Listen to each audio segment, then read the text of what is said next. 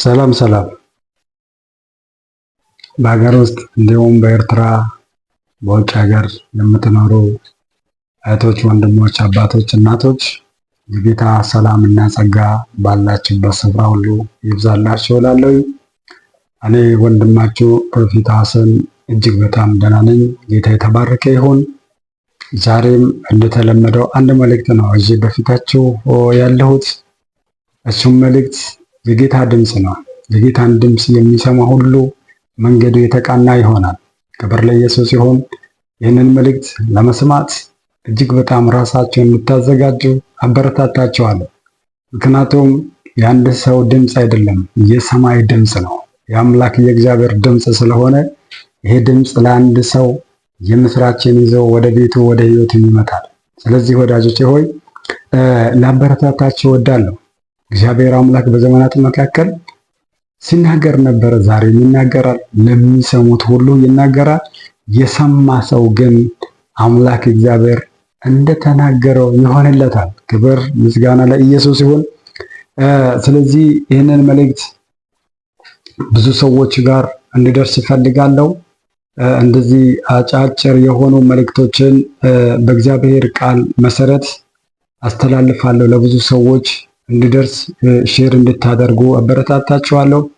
ምክንያቱም በፌስቡክ ይተላለፋል፣ እንዲሁም በኢንስታግራም፣ በዩቱብ፣ በቲክታክ ብዙ ሰዎች ጋር እንዲደርስ ሼር እንድታደርጉ አበረታታችኋለሁ።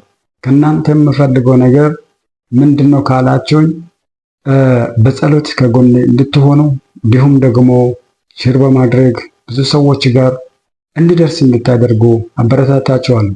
ምክንያቱም በእግር ማንደርስበት ስፍራ ላይ በእንደዚህ አይነት መንገድ ብዙ ትውልድ ጋር የእግዚአብሔር ቃል ለማድረስ ልንሰራ እንወዳለን። ስለዚህ ይህንን የምሰራው ብቻዬን ሳይሆን ከእናንተ ጋር እጅ ለእጅ ተያይዘን ብዙ ሰዎች ከስርዓት እንዲፈቱ፣ የእግዚአብሔር እረፍት እንዲያገኙ፣ እግዚአብሔርን እንዲያውቁ ለማድረግ ይረዳናል ማለት ነው። ክብር ለኢየሱስ ይሁን። ስለዚህ እግዚአብሔር አምላክ ይናገራል። እግዚአብሔር አምላክ ዛሬም መልእክት አለው ለእኔ የምትሉ ሰዎች፣ ለትውልድ መልእክት አለው የምትሉ ሰዎች ይህንን መልእክት እንድታስተላልፉ ወይ ደግሞ ለራሳችሁ አሜን ብላችሁ እንድትቀበሉ አበረታታችኋለሁ። ዛሬ የምናገርበት ርዕስ ለእግዚአብሔር ለመታዘዝ የሚገኙ በረከቶች በሚል ርዕስ እግዚአብሔርን ቃል እነግራችኋለሁ። ክብር ለኢየሱስ ይሁን። የምናገረው ቃል እንዲህ ብሎ ይናገራል። መጽሐፈ ምሳሌ ምዕራፍ 3 ላይ እንደዚህ ይላል፣ ልጄ ሆይ ሕጌን አትርሳ፣ ልብህም ትእዛዛቴን ይጠብቅ። ብዙ ዘመናትና ረጅም ዕድሜ ሰላምም ይጨመርልሃልና፣ ምሕረትና እውነት ካንተ አይራቁ። በአንገትህ ሰራቸው፣ በልብ ጽላት ጻፋቸው። በእግዚአብሔርና በሰው ፊትም ሞገስንና መልካም ዝናን ታገኛለህ ይላል። ክብር ለኢየሱስ ይሁን። አያችሁ፣ ለእግዚአብሔር ብቻ ለመታዘዝ እግዚአብሔርን በመስማት ብቻ የሚገኙ በረከቶች አሉ። ክብር ለኢየሱስ ይሁን። የእግዚአብሔርን ሕግ በመጠበቅ ብቻ ምን እንደሚሆን አስቡ። ክብር ለኢየሱስ ይሁን። አያችሁ፣ ለእግዚአብሔር በመታዘዝ ብቻ መልካም ስፍራ ያገኙ ወይ ደግሞ ታላላቅ አባቶቻችንን እናያቸዋለን። ለነሱም ደግሞ ሞዴላችን ኢየሱስ ክርስቶስ ከሰማያት ሰማያት ክብሩን ጥሎ ስለ ሰው ልጆች ሁሉ ኃጢአትና በደል ሲመጣ ታዞ ነው የመጣው። ምን ለመሆን? የአብን ፍቃድ ለመፈጸም ታዞ መጥቷል። ክብር ለኢየሱስ ይሁን። ስለዚህ መጽሐፍ ቅዱስ ሲናገር እግዚአብሔር እሱን ጋር ማንም አላየውም ይላል። ስለዚህ በእቅፉ ያለው አንድ ልጁ ተረከው ብሎ መጽሐፍ ቅዱስ ይነግረናል። ክብር ለኢየሱስ ይሁን። ስለዚህ እንዴት ነው መጥቶ አብን የተረከው ኢየሱስ ብለን ካልን ፍቅር በማሳየት አያችሁ፣ ኃጢአተኞችን በመውደድ ኃጢአተኞችን ከኃጢአት መንገዳቸው በመመለስ በሞት አፋፍ የሚሄዱትን አቅፎ ወደ መንግስቱ በማምጣት አብን ተረከው። ስለዚህ ወዳጆች ሆይ እኔና እናንተን ደግሞ አሁን ባለን ትውልድ መካከል የእግዚአብሔር መንፈስ ይሰራል። መንፈሱ ከየት ነው የመጣው ብላችሁ ካላችሁ ደግሞ ጌታችን ኢየሱስ ክርስቶስ የእግዚአብሔርን ሐሳብና አጀንዳን ከጨረሰ በኋላ ለደቀ መዛሙርቱ የሰጠው ተስፋ አለ። ኢየሱስ በዘላለም ጌታ ነው። እሱም ተስፋ ምንድን ነው? እኔ ሄዳለሁ አለ። ነገር ግን ወደ እናንተ የሚመጣ አጽናኙ መንፈስ አለ አለ። የሚያስተምራችሁ መልካሙን ሁሉ የሚገልጥላችሁ እርሱ አለ። እርሱም በተቀበላችሁ ጊዜ መልካሙን ሁሉ መስራት ትችላላችሁ አለ። ክብር ለኢየሱስ ይሁን።